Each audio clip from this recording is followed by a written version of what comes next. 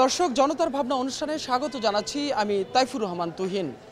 সমসাময়িক নানা বিষয় নিয়ে সাধারণ মানুষের মতামত তুলে ধরতেই আমাদের এই অনুষ্ঠান।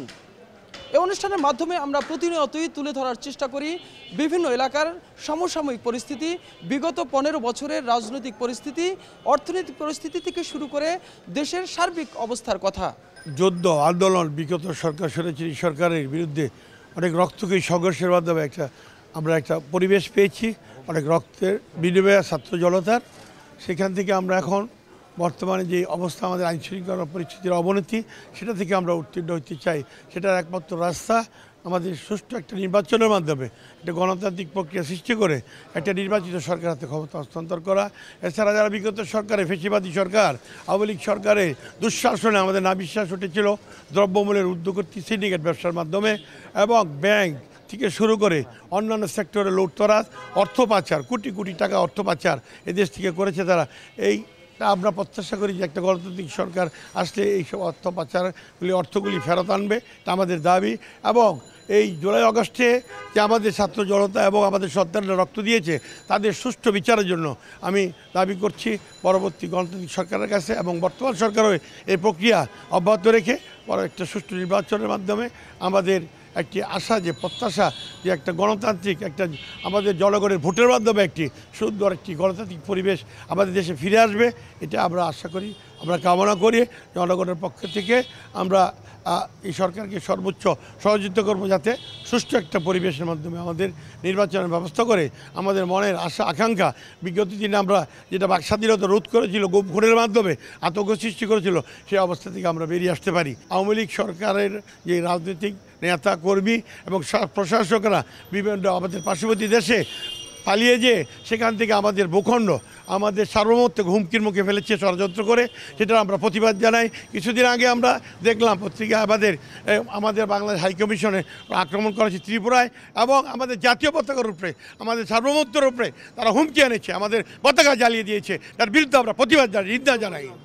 না, আমরা তো বিগত 15 বছর বাংলাদেশের যে নির্যাতন, ঘুষ, তারপরে আপনার দুর্নীতি, তারপরে আপনার যে এক নায়কতন্ত্র যে রাষ্ট্র পরিচালনা করছে ফ্যাসিস্ট আওয়ামী লীগ সরকার, সেই আওয়ামী লীগ সরকারের অত্যাচারে বাংলাদেশের জনগণ অতিষ্ঠ। এত অতিষ্ঠর মাঝেও আমাদের ছাত্র জনতা একত্রিত হয়ে এই ফ্যাসিস্ট সরকারকে আমরা এই দেশ থেকে বিতাড়িত করতে পেরেছি। আমাদের ছেলেমেয়েরাও সেই ফ্যাসিস্ট আন্দোলনে অংশীদার হয়েছিল। অনেক ছাত্র, অনেক ছাত্রী আমাদের মাঝ থেকে আজকে হারিয়ে গিয়েছে। তাদের রক্তের বিনিময়ে আজকে আমরা এই দেশ নতুন করে পেয়েছি। আমরা অত্যন্ত আনন্দিত। আমরা এখন খুব ভালোভাবে, খুব সুন্দরভাবে আমাদের বাসা বাড়িতে অবস্থান করতে পারছি। তো আমরা বর্তমানে চাচ্ছি যে আমাদের দেশ যেন একটি সুন্দর, পরিচ্ছন্ন, একটি ভেজালমুক্ত একটি রাষ্ট্র গঠিত হয়। আর অচিরেই আমরা এই তত্ত্বাবধায়ক সরকারের কাছে আমরা আবেদন জানাবো যে বর্তমান যে আপনার আইন শৃঙ্খলা পরিস্থিতি যে খুব একটা ভালো পর্যায়ে আছে তা নয়। তো আমরা আইন পরিস্থিতি আমরা আরও সুন্দর চাই, ভালো চাই। দেশের জনগণ এই সরকারের মুখের দিকে তাকিয়ে আছে। আমরা আগামীতে একটি সুন্দর নির্বাচনের মাধ্যমে, নির্বাচিত একটি সরকারের মাধ্যমে আমরা দেশ পরিচালনা করার জন্য অনুরোধ করছি।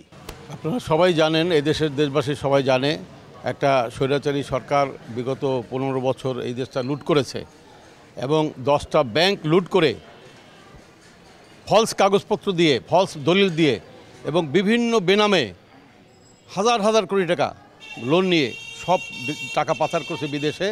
এবং আমরা এখন তথ্য পাই ইংল্যান্ডে, দুবাইতে, কানাডায়, বিভিন্ন দেশে এবং আমেরিকাতে তাদের শতে শতে বাড়ি এই টাকা কোত্থেকে নিয়েছে? এই বাংলাদেশ লুট করে নিয়েছে। 10টা ব্যাংকের অবস্থা এত খারাপ যে তারা বেতন ঠিকমতো পাচ্ছে না। মানুষ টাকা তুলতে গেলে 1 লাখ টাকার চেক দিলে 10,000 টাকা দেয়। তার মানে সব টাকা লুট করে তারা নিয়ে গেছে। এই লুটের সরকার উৎখাত হয়েছে, এবং এখন মানুষ স্বাধীনভাবে চলাফেরা করতে পারতেছে, মানুষ স্বাধীনভাবে কথা বলতে পারছে, মানুষ বাসায় ঘুমাতে পারছে। আমি একটা কথা উল্লেখ করব যে বিগত 14 বছর বিশেষ করে বিএনপি সবচেয়ে নির্যাতিত। বিএনপির নেতাকর্মীরা লক্ষ লক্ষ মামলা খেয়েছে। আমাদের এই অঞ্চলের এই এলাকার 21 নম্বর ওয়ার্ডের সাবেক কমিশনার এবং তার ভাই এই যে মতিন, এরা সহ অনেক বিএনপির নেতাদেরকে মিথ্যা মামলা দিয়েছে। একটা খুনের মামলা, যে খুন সরকার নিজে করেছে, বহু প্রমাণ আছে। তো সরকার নিজে করিয়ে এইভাবে ঘটনা এই 14-15 বছর এই বিএনপির লোকদের ফাঁসাইছে এবং যারা সরকার বিরোধী কথাবার্তা বলছে, ইভেন সাংবাদিকরা পর্যন্ত বাঁচতে পারে নাই। সাংবাদিকদেরকে যদি একটা কার্টুন সরকারের বিরুদ্ধে যদি কার্টুন একটা আঁকতো, সেই কার্টুনের জন্যেও তারা রিমান্ডে নিয়ে পিটিয়ে মেরে ফেলতো, ইভেন ইলেকট্রিক শক দিয়ে, প্যানিসি ইলেকট্রিক শক দিয়ে মেরে ফেলতো। এর ইতিহাস এইগুলো সারা পৃথিবীর মানুষ জানে এবং এই সরকার এখন উৎখাত হয়েছে এবং এদেশের টাকা আর পাচার হবে না ইনশাল্লাহ। কারণ স্বৈরাচারী সরকার উৎখাত হওয়ার পরে যারা এখন অন্তর্বর্তীকালীন সরকারে আছেন ইনশাল্লাহ সবাই 100% সৎ আমি মনে করি। বিশেষ করে সরকার প্রধান যে আছে, অন্তর্বর্তীকালীন সরকারের প্রধান, ওনার আন্তর্জাতিকভাবে গ্রহণযোগ্যতা আছে, সারা পৃথিবী ওনাকে পছন্দ করে এবং ইউরোপ আমেরিকা থেকে শুরু করে পৃথিবীর সব দেশ ওনাকে সহযোগিতা করবে আশা করি। এবং উনি যেন সবাই সহযোগিতাকে নিয়ে এই 10টা ব্যাংক লুট করে যে টাকাগুলো নিয়ে গেছে এই স্বৈরাচারী সরকার, এই টাকা সব জন্য ফেরত আনতে পারে। সবার সহযোগিতা আমি আশা করি এবং সারা দেশবাসীর সমর্থন আশা করি এবং অচিরেই এই সরকার যেন একটা নির্বাচন দেয় এবং যে নির্বাচনে 100% নিরপেক্ষ নির্বাচন হবে। তাতে যে ক্ষমতায় আসুক, আমি বলি না বিএনপি আসুক, জামাত আসুক, যে ক্ষমতায় আসবে তাকে আমরা সহযোগিতা করব এবং তারা এই সমস্ত পাচার করা টাকা ফেরত আনবে এবং সমস্ত খুনের বিচার করবে এবং সমস্ত লুটের বিচার করবে। এই নিজেরা বাস জ্বালিয়ে দিয়ে বিএনপির নেতা কর্মীদেরকে মামলা দিত এবং এই মামলা দিয়ে তাদেরকে দেশ ছাড়া করছে, ঘর ছাড়া করছে, বাড়ি ছাড়া করেছে, তারা নির্যাতিত, এই বিশেষ করে বিএনপি এবং জামাতের কর্মীদেরকে। আমি এই সবগুলোর বিচার চাই। বিগত যে ফ্যাসিস্ট যে সরকার, সে সরকারের যে প্রধান, যার নেতৃত্বে এই বাংলাদেশে একটি খুনের রাজত্ব কায়েম হয়েছিল, লুটপাটের রাজত্ব কায়েম হয়েছিল, বিচারহীনতার রাজত্ব কায়েম হয়েছিল এবং এই সব কিছুর নেতৃত্বে ছিল শেখ হাসিনা। এই শেখ হাসিনার এই অপকর্মের জন্য জনগণ যখন, আমরা দীর্ঘ 17 বছর যাবতই বিভিন্ন রাজনৈতিক দল, আমরা বিএনপি সহ বিভিন্ন রাজনৈতিক দল আমরা আন্দোলন সংগ্রাম করেছি। তো সেই আন্দোলন সংগ্রামের একটা প্রেক্ষাপটে যখন ছাত্র সমাজ রাস্তায় নেমে আসলো, ছাত্র সমাজ যখন এই সরকার পতনের ডাক দিল, তখন ছাত্র গণ আন্দোলনের মাধ্যমে এই শেখ হাসিনা পালিয়ে যেতে বাধ্য হয়।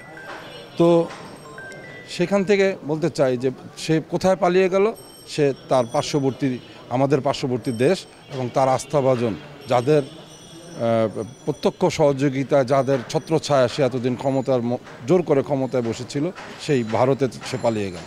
তো আজকে আমাদের সাথে ভারতের বন্দি বিনিময় চুক্তি আছে, যে কোনো ধরনের আসামি ইতিপূর্বেও এক দেশ থেকে অপরাধ করে আরেক দেশে আশ্রয় নিলে তাদেরকে ফেরত দেওয়ার নজির রয়েছে। তা সত্ত্বেও কী করে ভারতের একটি সরকার একজন খুনি ফ্যাসিস্টকে এবং বিশ্ব নিন্দিত একজন স্বৈরাচারকে কেন আশ্রয় দিল, এটা আপনার কাছে আমার প্রশ্ন।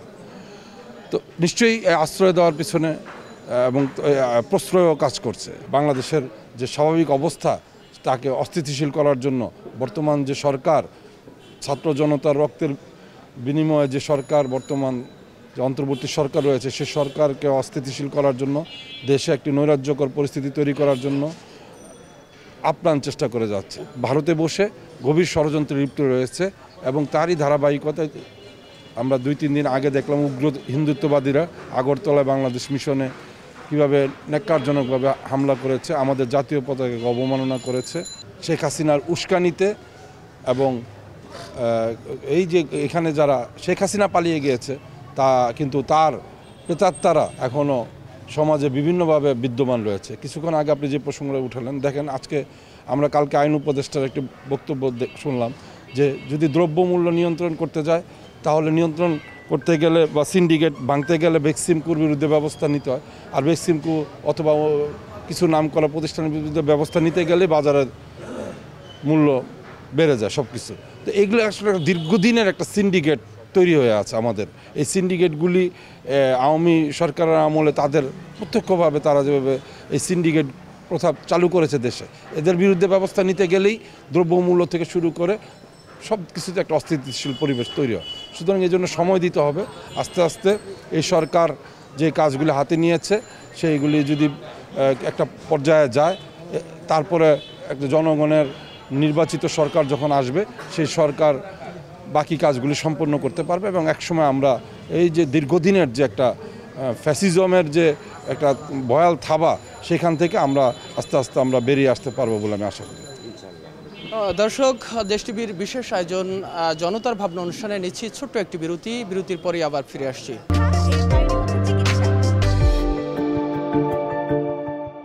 বিরতির পরে আবারও ফিরছি জনতার ভাবনা অনুষ্ঠানে।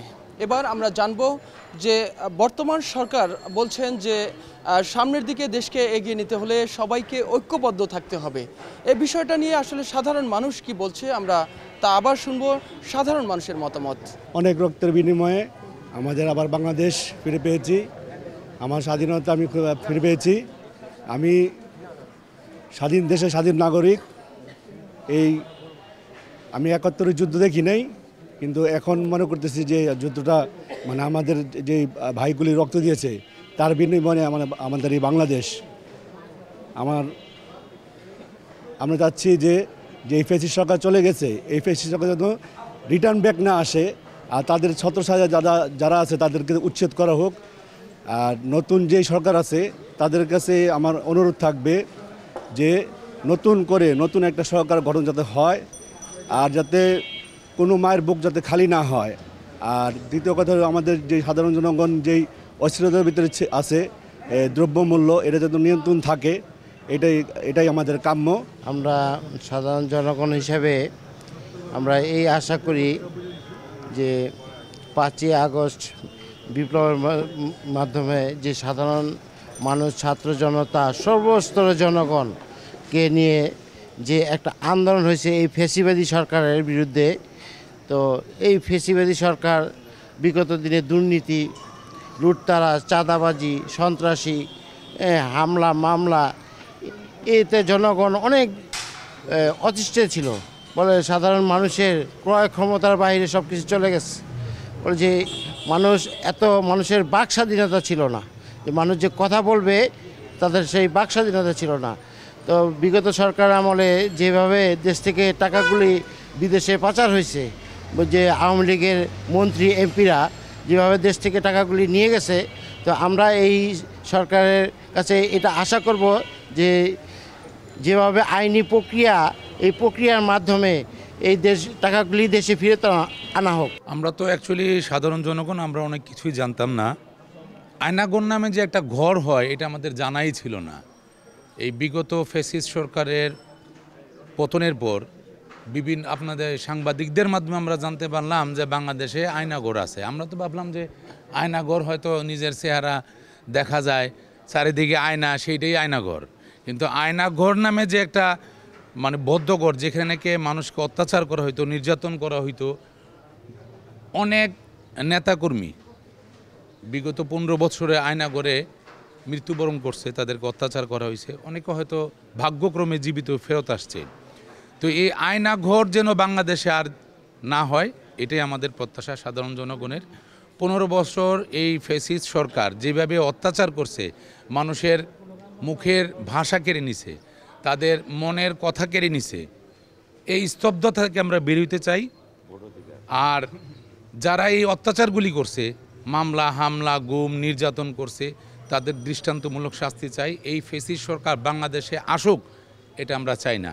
তারা দেশ থেকে বিতাড়িত হয়েছে। আপনি দেখবেন পৃথিবীর কোথাও একটা নজির নাই, সম্পূর্ণ একটা সরকার পালায় গেছে, কোথাও নাই। ৩০০ না, শুধু তার সাঙ্গপাঙ্গ যা আছে সব পালাই গেছে। কেন পালাইছে? কারণ তারা জানে যে তারা অপরাধী। এতেই ক্ষান্ত হয় নাই, বিদেশে গিয়েও চক্রান্ত করতেছে। এই যে লেটেস্ট বিফোর 3 days ago আপনি দেখবেন যে আমাদের বাংলাদেশ হাই কমিশনে তারা হামলা করছে, আমাদের পতাকার উপর আঘাত করছে, যেটা নাকি আমাদের সার্বভৌমত্বের উপর আঘাত। এটা আমরা তীব্র নিন্দা জানাচ্ছি, আমরা প্রতিবাদ জানাচ্ছি এবং এই সরকারের মাধ্যমে আমরা সমস্ত বিশ্ববাসীকে জানাতে চাই যে আমরা অনতিবিলম্বে এই ভারত সরকারের বিরুদ্ধে রুখে দাঁড়াবো। আমরা আমাদের সার্বভৌমত্ব যে কোনো মূল্যে হোক, রক্তের বিনিময় হইলেও রক্ষা করব। সবাই ঐক্যবদ্ধ থাকলে, সম্মিলিত থাকলে সমস্ত কাজ সম্পন্ন করা যায়। আমরা যদি জাতিকে বিভক্ত করি তাহলে আমাদের কাজগুলো সমাধান হবে না। আমি বিগত দিনের সরকারের ফেসিসের কথা বলছি, এই ফেসিস সরকার যে কাজগুলো করছে হয়তো অনেকে জানে না। ফেসিস সরকার সবচেয়ে বড় কথা, আমাদের সেনাপ্রধান, আমাদের সেনা শাকিল আহমেদ মেজর জেনারেল সহকারে 57 জন চৌখুস অফিসারকে হত্যা করা হয়েছে, আজও পর্যন্ত তারা বিচার পায় না। আমার দাবি এই বিচারগুলো করা হয় এবং তাদের পরিবারকে শুধু নির্মমভাবে হত্যা করা হয়েছে। হেফাজতের ছোট ছোট শিশু বাচ্চাদের চোখের পানি ধরে রাখতে পারে, যারা টিভি ছিল তারা কেউ চোখের পানি ধরে রাখতে পারে নাই। এবং আরেকটা ভয়াবহ অনেক কাজ করেছে, জাতির সামনে সেটা তুলে ধরা হয় নাই। আপনাদের সাংবাদিক, আমরা চাই আপনার এগুলো তুলে ধরুন। কিছু চুক্তি করছে, আত্মঘাতিক চুক্তি, হয়তো অনেকে জানে না। যেমন বাংলাদেশে অনেকগুলো পোর্ট আছে, যেমন আশুগঞ্জ পোর্ট, খুলনা পোর্ট, এইগুলা পোর্টগুলা কিন্তু ভারত সরকারকে দিয়ে দিয়েছে।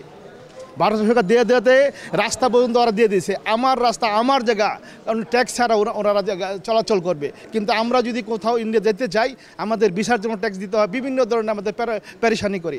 আমরা চাই এই সরকার, বর্তমান সরকার সুষ্ঠু তদন্ত করে সমস্ত গুণ, হত্যা, গুমের বিচার করে একটা সুন্দর ইলেকশন দিয়ে একটা সুন্দর গণতন্ত্র প্রতিষ্ঠিত করে। বর্তমানের প্রেক্ষাপটে বাজারের অবস্থা অনেক চড়া, কিন্তু এটা এই চড়াটা তো আজকে নতুন না, দীর্ঘদিন যাবত এই বাজারের অবস্থা, এই বেহাল অবস্থা। এটা যদি শক্ত হতে মোকাবেলা করা হয় তো বাজারটা অবশ্যই নিয়ন্ত্রণ আসবে। দেখেন দ্রব্যমূল্যটা এমন একটা পর্যায়ে চলে গেছে, সাধারণ মানুষের ক্রয় ক্ষমতার বাইরে। এমন আলুর কেজি হলো 70-80 টাকা, এইটা তো থাকার কথা না। এই সময় আলুর কেজি থাকার কথা 40 থেকে 30 টাকার ভিতরে। কিন্তু আমরা যারা সাধারণ মানুষ, যারা খেটে খাওয়া মানুষ, আমাদের জন্য অনেকটা টিপিক্যাল, যেমন এই বাজারের নিয়ন্ত্রণটা করতে পারছে না। সরকারকে বলবো যত দ্রুত সম্ভব বাজারটাকে নিয়ন্ত্রণ করার জন্য, সাধারণ মানুষের ক্রয় ক্ষমতার ভিতরে রাখলে আমরা সাধারণ মানুষ ভালো থাকবো, দেশ ভালো থাকবে, জাতি ভালো থাকবে। এই দেশকে ভালো রাখতে হলে আমাদের সবাইকে ঐক্যবদ্ধভাবে থাকতে হবে। ঐক্যবদ্ধটা হলো এই দেশের মেইন মেরুদণ্ড। আমাদের দেশের জাতীয় পতাকাকে যেভাবে ভূখণ্ডিত করা হয়েছে, যেভাবে আমাদের জাতীয় পতাকা, আমাকে মানচিত্রকে যেভাবে তারা মাটি নিচে পাড়াইছে, আগুন জ্বালাই দিয়েছে, আমরা তো তাদের জাতীয় পতাকা অবমাননা করি নাই, আমরা তো তাদের অ্যাম্বাসাডারকে গ্রাহ করি নাই। আমরা তো পারি, আমাদের অ্যাম্বাসাডার তো বাংলাদেশের বাইরে না, তারা তো বাংলাদেশের ভিতরে আছে। হিন্দু সম্প্রদায়ের লোকেরা এই দেশে আমাদেরই নাগরিক, আমাদেরই ভাই বোন, কিন্তু তারা একটা গুজব ছড়াইছে যে এই যে ইসকন নাকি একটা শব্দ আছে, এরা এই দেশকে অরাজকতা সৃষ্টি করার জন্য দেশটাকে একটা পায়তারা করতেছে। সব মিলিয়ে বাজারের নিয়ন্ত্রণটা আমাদের রাখা দরকার এবং এইভাবে আমাদের সর্বজনীন আমাদের ঐক্যবদ্ধ থাকতে হবে। এবং দেশ যদি ঐক্যবদ্ধ থাকে, এই ধরনের গুচ্ছুপ্তি চক্র মোকাবেলা করা আমাদের দ্বারা সম্ভব হবে। আগের তুলনায় এখন ভালো, আগের তুলনায় এখন অনেক ভালো। আর আগে তো মনে করেন রাস্তায় বেরোলে অনেক সমস্যা হইতো, চুরি ছিনতাই হইতো বেশি, তারপরে বাজারের অবস্থা খুব খারাপ হইতো। আর আগের তুলনায় এখন খুবই ভালো। এখন আছে মোটামুটি ভালো, কিন্তু দ্রব্যমূল্যের দাম বাজারে চড়া। মানুষজন, গরিব মানুষজন মনে করেন আমরা নিয়ন্ত্রণ মানুষজন খাইতে পারতেছি না। এটা যদি সরকারে যদি নিয়ন্ত্রণ রাখে তাহলে আমাদের ভালো হবে, আমাদের জন্য, সবার জন্য আর কি, দেশের জন্য। দর্শক, জনতার ভাবনা অনুষ্ঠানে নিচ্ছে একটি ছোট্ট বিরতি, সাথেই থাকুন।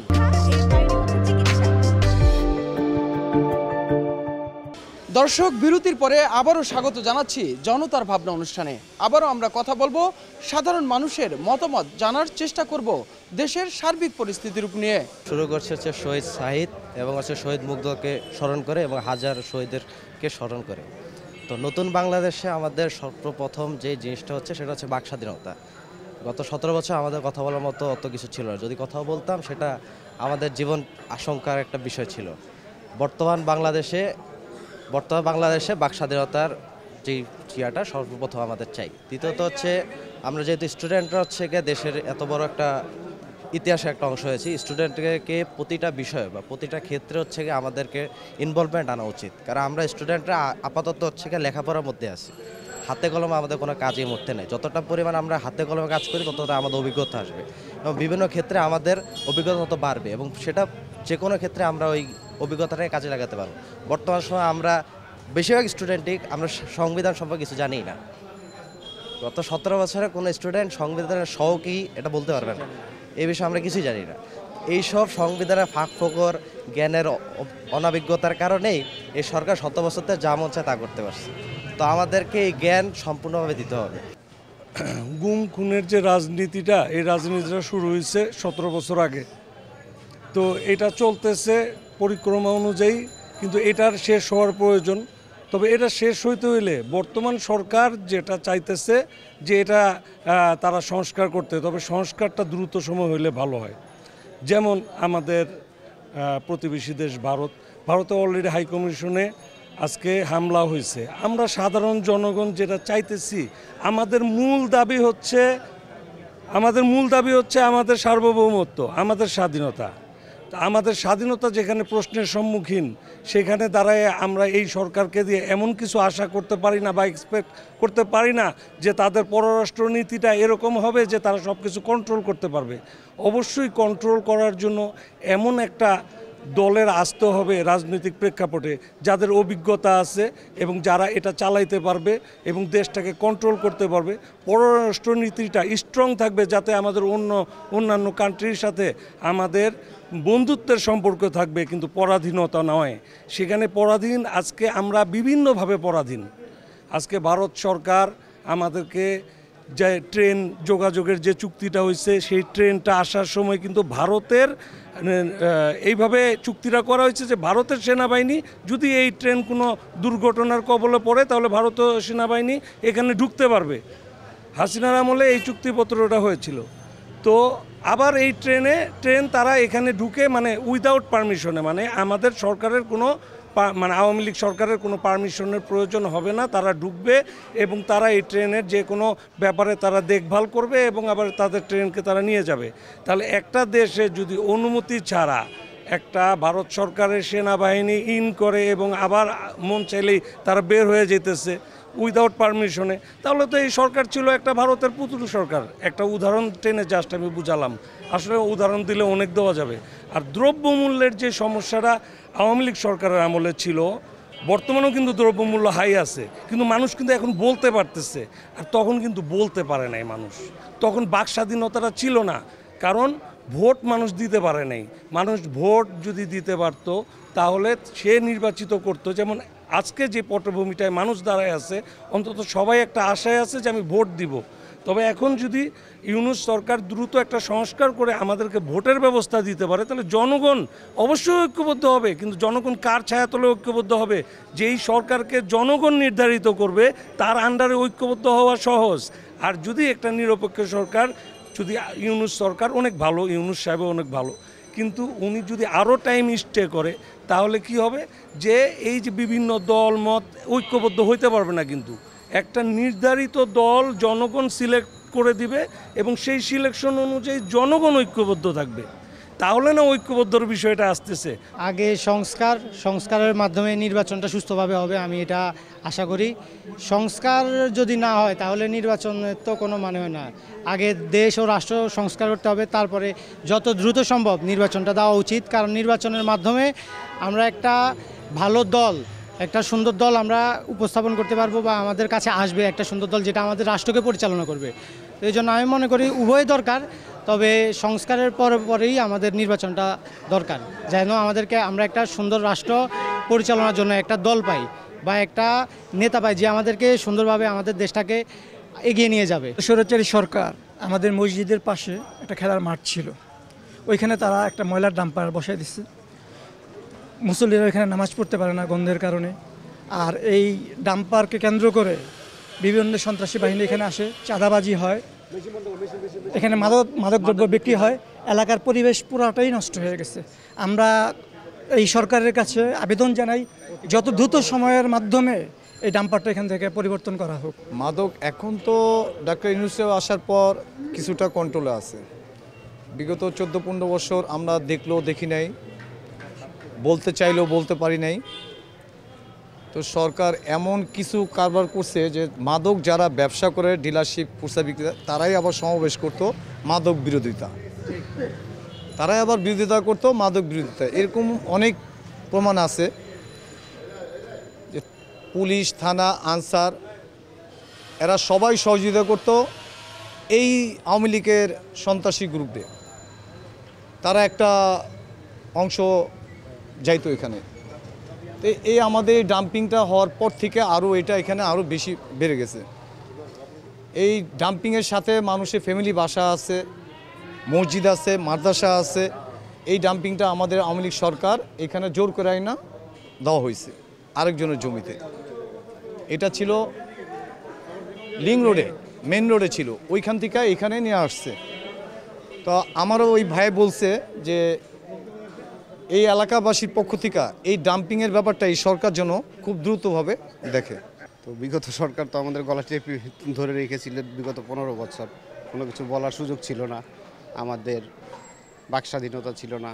ইভেন আমরা একটা ফেসবুকে লাইক কমেন্ট করতে গেলেও চিন্তা করতাম 100 বার, ফোনে কথা তো দূরের কথা। তো সেই আমলটা চলে যাওয়ার পরে গত 5 তারিখ থেকে আমরা নতুনভাবে আবার যখন শুরু করেছি, তো সেই ক্ষেত্রে আমরা বলবো আগের চেয়ে অনেক ভালো আছি। তবে বর্তমানে যে পরিস্থিতি, প্রেক্ষাপটটা একটু অন্যরকম হচ্ছে বিভিন্ন ষড়যন্ত্রের কারণে। তো সেই ষড়যন্ত্রগুলো সরকার মনে হয় যেন একটুখানি ধিমে তালে কন্ট্রোল করছে। তো এই জিনিসটাকে আরেকটু শক্তভাবে যদি দমন করে সেটা হয়তো আমাদের জন্য ভালো হয়। আর ভবিষ্যতের জন্য একটা নির্বাচিত সরকার অতি জরুরি। ইলেকশনটা যত সুষ্ঠুভাবে দ্রুত আমাদের দেয়া হবে, আমরা আশা করি আমাদের দেশের জন্য ততটাই মঙ্গলজনক হবে। এই আর দর্শক, এতক্ষণ শুনলাম সাধারণ মানুষের অসাধারণ ভাবনা।